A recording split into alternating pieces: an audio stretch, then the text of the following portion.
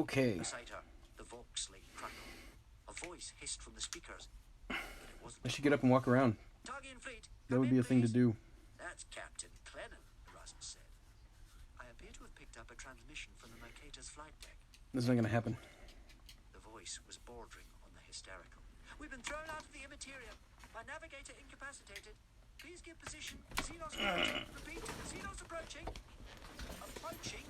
Talon echoed. What does she mean, Xenos approaching? Zelia's mouth was dry. Okay. She answered. The Necrons.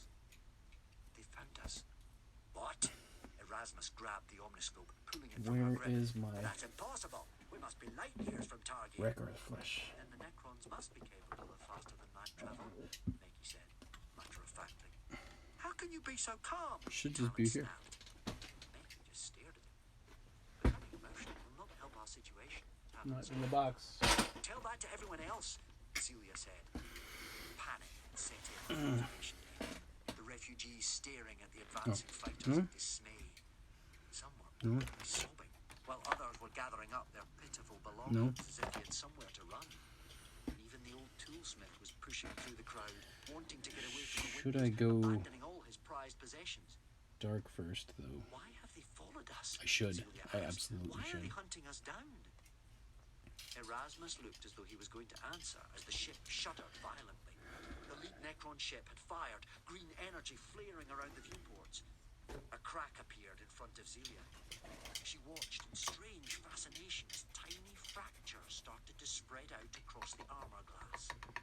How long would it be before the entire window shattered? Captain Clennan's voice crackled from the box lane. Under attack! Attempting to jump into the warp! It's fine. She's going to get us away, Celia said. But Erasmus grabbed her arm. No, we can't take that risk. Another bolt struck the ship. We need to get to an escape pod. But we'll be thrown out into space, Talon said. So we'll be alive. The Lex. Okay, yeah, they're about to get into the escape pod. Alright, that makes sense. Where the heck? Trying not to be cruel, but simply stating facts. Alright, whatever. No, Zelia insisted. We stick together. Talon comes with us. Talon gripped Splitter with both hands. I've nowhere else to go. That settles it then, Erasmus said, giving Zelia her omniscope. Come on. Unfortunately, everyone else had had the same idea. The refugees rushed for the escape pods, scrapping with each other as they tried to scramble into the small lifecraft. Here, Erasmus shouted, pulling open a hatch so the children could enter an empty pod. But before Zelia could clamber into the cramped compartment, a hairy hand grabbed her shoulder, pulling her back. There we go. Hairy hand. Insisted the giant that had all but thrown her into Meki. It was an Ogrin. Oh, it was an Ogrin, okay. Solid muscle with little in the way of brains. Ogrins had evolved on colonies with harsh So, environments should and I? high gravity. The Imperial Guard often used the This should brutes be as darker. shock troops, but judging by this one's appearance, he hadn't seen service for quite some time. He was missing an arm, and his belly had long since given way to blubber. Back off, Plank, Talon said, stepping up to the hulking lout. This is our pod. We were here first. And I am bigger than you, the Ogrin grunted. So, I say, it's mine. We'll see about that, Talon said, brandishing Splitter. Talon, don't, Celia told him. The Ogrin's thick lips. Am I just right outside? Just It wasn't a pretty sight. dried bark. Where's Jacker? I'll take that too. Mournfang? Ogrin ripped Splitter from Talon's grip. Give that back, or you'll be sorry, Talon warned. Oh, yeah? The Ogrin said, testing the Spudjacker's weight. Yeah, Talon replied. Backlash! The Ogrin howled as the booby trap was triggered. He crumpled into a heap, electricity surging over his body. Get in, Talon told I guess him. Mournfang's What about not your weapon? bad. Erasmus asked as he clambered in through the airlock. Leave it. Doesn't look like there'll be enough space anyway. Right. The pod was tiny. They barely all fit as they crushed together on the metal benches that lined the escape pod. Meki plunged his haptic implants into the pod's cogitator, trying to access the launch sequence, his servo sprite flipping around his head. There was a growl, and the Ogrin appeared in the airlock, screaming, My pod! Shut the door! Celia cried out as the giant tried to push his way in. I cannot, Meki said. The abhuman is standing in the way. I don't believe save this, said Talon, undoing the restraining harness he'd already secured across his chest. Grabbing the rail that ran along the low ceiling, he swung forward, his boots thudding into the woman's chest. To everyone's surprise, including Talon, the brute shot back as if fired out of a cannon. Oh, this, yeah. There was a beep from the cogitator, and the airlock slammed shut, hissing as it sealed. Wow, Zelia said, genuinely impressed. Talon shrugged as if such things happened all the time. Don't know my own strength sometimes. Strap yourself in, Erasmus said as the ship shook. Through the box, they heard the captain giving the order to jump back into the immaterium. We need to launch before they enter the warp, Erasmus said. Otherwise what? Talon asked, snapping his belt back in place. Remember what Meki said. Anyone exposed to the warp goes insane, or worse. Talon's voice pitched up another octave. What do you mean, worse? What's worse than going mad? To be perfectly honest, I don't know, the Lex mechanic admitted, and I don't want to find out. Meki? Almost there, Meki said, concentrating on the cogitator. Almost isn't good enough, Zelia snapped. The captain was counting down to the jump on the Vox, the ship coming under wave after wave of Necron fire. 5, 4, 3, Meki, 2, now, barked the Martian. There was a clunk, and the escape pod ejected itself into the void at the exact moment the Mercator shot into warp space. Zelia cried out. I don't like that they said it shot into warp space. The pod's glow globes strobed, the walls rattling as they were jettisoned. Because it's not hyperspace. Had the Mercator already leapt into the immaterium? Had they been flung into the There's not light nightmarish speed. dimensions of the warp? Something hard struck Zelia's head, starlight bursting across her vision. And then there was darkness. I don't know, man. Chapter 9. Flea Pit. There we go. Flea pit. Zelia snapped awake. She had no idea how long she'd been unconscious, only that everyone was screaming, including Meki. So much for not getting emotional. The escape pod jolted, throwing her forward. Only her belt stopped her from crashing into Talon, who was being shaken around like a ragdoll in his harness. They'd hit something. Something hard. The pod bounced and rolled, turning them over and over. With one final jarring kick, they came to an abrupt stop, more or less the right way up. Is everyone all right? She gasped. Ask me when my head stops spinning, Talon groaned. Meki didn't complain. He was already checking the pod's sensors, trying to work out where they had landed. Zelia pressed the release on her safety belt and winced as the harness whipped away. She could imagine the bruise that was probably already forming where the restraints had cut into her shoulder, not to mention the lump that had sprung up on her head. The deck was littered with boxes and containers from the overhead lockers. She wondered which of those had struck her when they launched. Any ideas where we are? Erasmus asked Meki. The Martian shook his head. Nothing is working, he said flatly. Not the picked feed, not anything. His servo sprite had crawled into an access panel, and they could hear it scrabbling around inside the hull, trying to help its master. Then there was another noise at the door. It sounded like claws scraping against the airlock. What's that? Talon asked. How are we supposed to know? Zelia replied, staring at the door. I just wish you'd brought that weapon of yours, Erasmus whispered. You and me both, Talon agreed. The scraping increased. Something was definitely trying to... Talon unclipped his belt and pushed himself up from his seat, stooping against the low ceiling as he faced the door. Meki, open the airlock. Are you crazy? Zelia asked, the scrabbling becoming more frantic. Probably, but I can't see you fighting whatever that is. It could be a wild animal. Then I'd rather face it out there than in here. Meki, open the doors. Meki's hand went to the controls. No, Zelia shouted. We don't know if the atmosphere is breathable. But it was too late. Swung open. With a deafening battle cry, Talon launched himself through the open door. There was a flash of orange fur, and then the ganger was gone. Cold air blew into the pod. Outside was a frozen wilderness, snow and ice as far as the eye could see. Zelia scrambled out of the pod, blinking against the glare of an unfamiliar sun. Get off me! Talon shouted. The ganger was pinned down in the middle of the ragged path the pod had cut through the snow, a large, shaggy animal on his chest. By the golden throne! Erasmus exclaimed, following Zelia into the freezing cold air. Is that what I think it is? The creature was distinctly ape-like, with matted orange fur and sharp yellow fangs drawn back in a snarl. It had bionic implants around its arms and shoulders, its simian fingers unnaturally long. Further implants ran down its spine, armor-like plates overlapping to form a kind of pack. It is a Jokero, Mickey said from the door of the escape pod, his voice filled with something approaching awe. I have always wanted to see one. We can swap places if you want, Talon croaked. Please, Zelia started, stepping towards the ape. My friend didn't mean you any harm. We were just scared. The Jokero's green eyes darted from her to the others. She turned to Meki. Can it understand me? According to the Magos biologists on Mars, the Jokero are incredibly intelligent. They are master weaponsmiths, capable of understanding the most complex technology. Where did it come from? Does that matter? Talon gasped. I doubt it's from around here, said Erasmus. He was looking at their surroundings.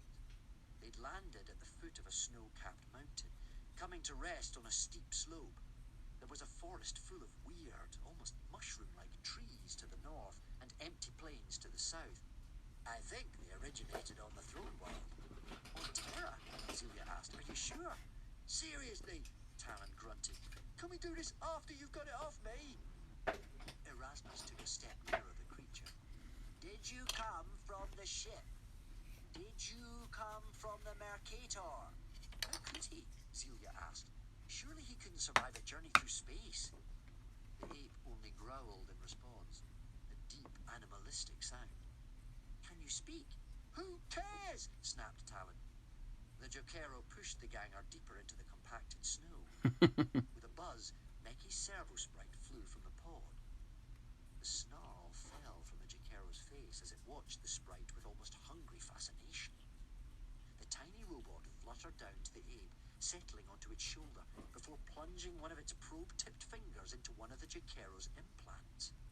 Both the ape and Meki gasped in unison. Zelia looked to the Martian. His eyes had closed, his head cocked to the side. The ape's head was locked in the same position.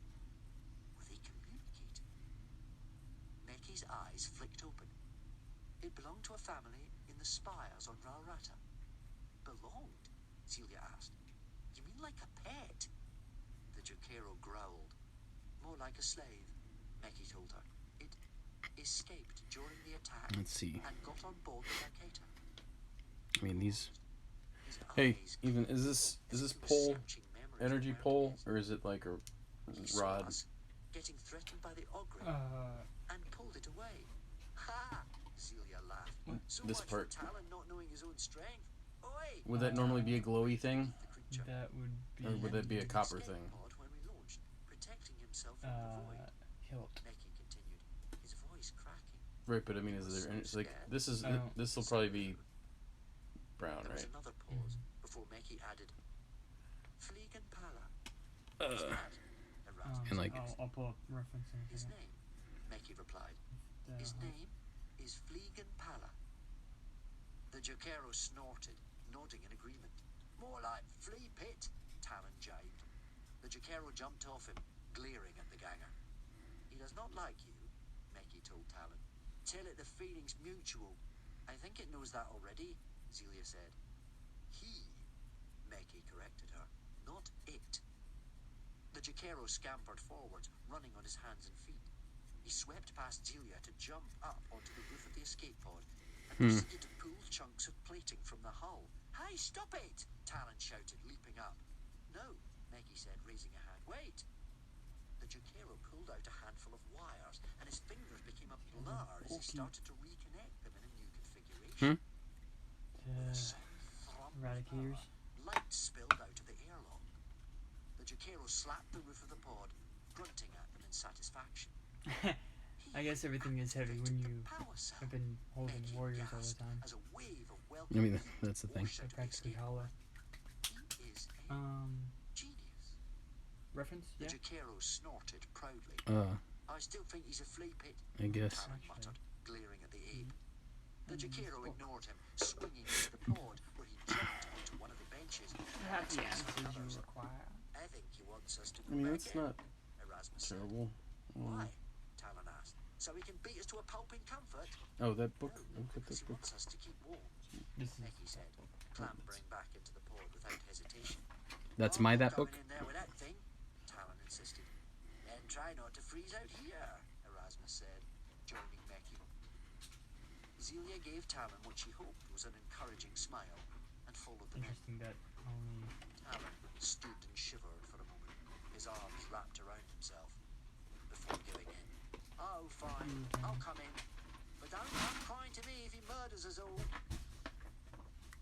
The Lord does not give any favor. Chapter 10. Taking I mean, the lead. he's on the front, Mm-hmm. but Thankfully, I mean, just in general, anybody that's got a weapon like that. working with Meki and the ever-attentive servo sprite, the Jaquero boosted the internal heaters The- until the pod was as toasty as an Definitely those tips would be copper, right? the pod's scry sensors and linked them to yeah, Meki's for wrists. this one, the tip Unfortunately, the new sensor still couldn't is tell them silver. where they were. Stars in the cold sky didn't match any The whole constellation kind of rod Meki had is stored silver. in his wrist-mounted Okay. cogitator. because it's whatever Erasmus color the suggested that bone, the or pod had been the ejected at the exact moment But the is- Mercator had entered warp space. It might have been slung halfway across the galaxy. Interesting. It was a miracle that they had survived at all. But those other parts are actually Searching darker. beneath the benches, Zelia and Talon found thermal blankets, Dang. which Flea Pit fashioned into maybe cones. because So, Jaquero like these wasn't exactly parts, happy with Talon's but are these parts stuck. going into the? Easier to pronounce them Fleegan Pala. into like the actual They blade had also itself. found Yeah. a case of emergency rations, flakes of dried food I which think so. Erasmus heated I'd on a probably hot paint it plate that way. that Flea Pit I'm just summoned gonna to throw Pod's stuff mistress. at this for now and see what Their first happens. supper on the ice planet was hardly a feast, but it was welcome nonetheless. While Meki and Flea Pit scanned for Vox signals, Zelia braved the elements and ventured outside. Even with her new thermal code, the temperature was almost unbearable, but she wanted to take another look at the sky. Staring through her oscilloscope, she looked from one cluster of stars to another, but there was nothing the scope's primitive cogitator recognized. No known constellations, it reported in her mother's voice. Zelia sighed. The voice print was now all she had of her mum. No, that was a lie. Reaching inside her coat, she pulled out a crumpled picture. The faded image showed her mum and dad holding a laughing baby. Zelia smiled sadly. That was before her dad had died while excavating a crashed space hulk on Palikos. A tear splashed down onto the pict and froze. Zelia sniffed, slipping the image back into her jacket. I'll find you, she promised her mum out loud. Unit not lost, replied the scope. Zelia laughed. Aye, came a shout from the pod. Give that back! She rushed back inside to find Meki sprawled across the floor, Talon standing over him. How was that even possible? There hadn't been enough space to swing a Jyrix before. How was the pod now large enough for Talon and Meki to fight? What's going on? She asked. Talon was holding the leather pouch he usually kept on his belt. Your friend is a thief, Talon spat. Flea Pit jumped between them, stretching out a long arm to protect Meki. I was not stealing, the Martian insisted. I only wanted to see if it contained something that could help construct a beacon to send out a distress signal. Martian. There's nothing for you in there, Talon Some said, Mechanicus kid. snapping the pouch back onto his belt. Zelia looked at Erasmus, who just shrugged, holding his own satchel close. Don't look at The me, tip of my they'll have to fingers sort out their own disagreements. I read. And I was like, man, I've been paying for a while, Thanks, Erasmus. but it's That's a because I've great been help. pushing Don't take it out on parts him, together and Talon cleaning said. He's parts right. and stuff. What's it got to do with you anyway? Zelia couldn't believe what she was hearing. What's it got to do with us? Talon, if we're going to survive all this, we're going to have to try to get on with each other. Why? We're not friends? He jabbed a finger at Meki. He didn't even want me here. The Blame me, Meki muttered. Just murder like buckets. Meki, Zelia exclaimed. Uh, Oh, it's fine, they are Talon said. just I get it, Cogboy. I'll stay out of your stabby, way. right? They're Keep not out of mine. energy weapons. But Talon, Zelia Correct. began. They are as stabby as Cut her off. No, wraiths Zelia, are. I don't need it, and don't need you. I don't need anyone. False. They're as stabby Was as the glowing hololith Flayed ones? big ones, but projected with from no one of the blood on. lenses Becky wore around his head. It showed Talon back on the void ship, grabbing Zelia and holding her close. Talon stared at it in horror, especially as the hologram zoomed in to focus on his terrified face. Make it stop, the hololith pleaded. Make it stop. Becky, that's enough, Zelia shouted. The electronic image vanished, although Becky still glared, visibly shocked Talon. What was that? The ganger stammered. Becky keeps a hololog of our expeditions, Zelia explained, recording everything we discover. That doesn't mean he can record me, Talon said, going to stomp outside. Zelia tried to stop him. Where are you going? Anywhere he isn't, said Talon, shooting a venomous look at the Martian. Zelia let him pass. The door swung open, and after a sudden gust of wind, slammed shut. She dropped onto one of the benches, suddenly feeling bone tired. I don't want to deal with that She looked up at other Becky, thing. who was frantically tapping on his wrist display to hide his anger. Day one, and they'd already come to blows. Becky and Talon were arguing, and then there was Erasmus. She'd expected the Lex mechanic to take control, but he had retreated into himself, intent to sit in the corner of the escape pod, hugging that satchel of his. Someone had to take the lead, and it looked like it was going to be her. So, Becky, she said, forcing a smile, tell me about this beacon.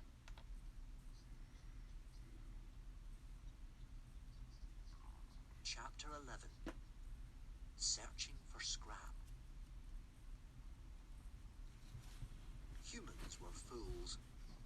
Fliegenpala had always known this, of course he had, and he hadn't seen anything to change his mind since crashing on this frozen rock. He'd wanted to clear them out of the escape pod before it had launched from the void ship, but dealing with that dunderhead of an Ogren had meant the door had slammed shut before he could finish the job. Instead, he had had to crawl into a service hatch barely larger than himself, enduring the entire journey with his long arms wrapped around his body. Still, he was used to surviving in cramped surroundings. He'd spent a few years being locked in the dark with no space to move.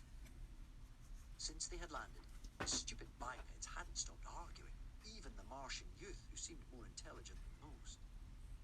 At least Meki could understand him and didn't refer to him by that ridiculous nickname. The first night had been long, with few of them able to sleep. Fliegenpala had expanded the internal dimensions of the escape pod to make them all more comfortable, but no one even seemed to notice, not even Meki. Only the mindless servo sprite seemed to fully appreciate his work. In fact, it wouldn't leave him alone. Fliegenpala wondered if it wanted to be augmented. He could easily arm it with a few digi-weapons, maybe mount some thunder missiles on those little wings, or give the little flitter an electro sting. The Jokero made a mental note to conjure something up for the mechanical imp at some point in the future. Of course, for that, they'd need supplies. Like all of his race, Fliegenpala could create the most sophisticated machines from the most basic parts. That's what made him such a valuable slave. He scratched at the restraining implant that had been fitted around his neck. It was the only device he couldn't tamper with, not unless he wanted 1,000 volts surging through his nervous system. Still, his master was now half a galaxy away. There was no way he could activate the implant from that distance, thank the old ones. Fliegenpala was safe here, whatever the conditions. But even his genius had limits. Fliegenpala had done much with the pod, but needed fresh material, otherwise he'd have to start cannibalizing the sprite, or maybe the girl's omniscope, and then there was whatever the ruffian was hiding in his pouch. The young oaf had slept hugging it last night. Still, Fliegenpala knew the importance of secrets. He didn't want the others to know about his own secret stash either. That was for emergencies. Fliegenpala shivered through his fur. He despised the cold almost as much as he despised this sorry bunch of refugees. Still, they were being useful now, all except for the one the others called Erasmus. The older human had refused to join the trek out into the forest to look for any components that may have fallen from the escape pod during its descent, anything they could use to make Meki's distress beacon. He just turned his back on them. practically curled up on one of the benches, muttering beneath his breath, "It will be all right, it will be all right." Something was obviously wrong with the oldling. Perhaps the destruction of Targian derailed what was left of his fragile human mind. Not that the children seemed to have noticed. Fleegan Pala shook his head. He had lived in the presence of humans for centuries, passed from master to master like the possession he had become. And yet the Jaqueros still couldn't fathom how Terrans had ever conquered the stars. They were primitive and selfish, afraid of everything that was not like themselves, convinced of their own superiority. They moved through the galaxy like a virus, a disease, infecting everything they touched. But for now, he needed them, even though they disgusted him. He could already feel his joints stiffening with the cold. If he was forced to withdraw into a hibernation cycle, he would need the humans to maintain the camp until they were rescued. I should probably He needed to construct the beacon. reset my Twitch stream. His foot touched something beneath the snow. Because if I've been going for 4 hours, Shard of dark red metal. probably a good idea to Fleegan Pala's brow furrowed. probably That hadn't come go from walk before. around for a second.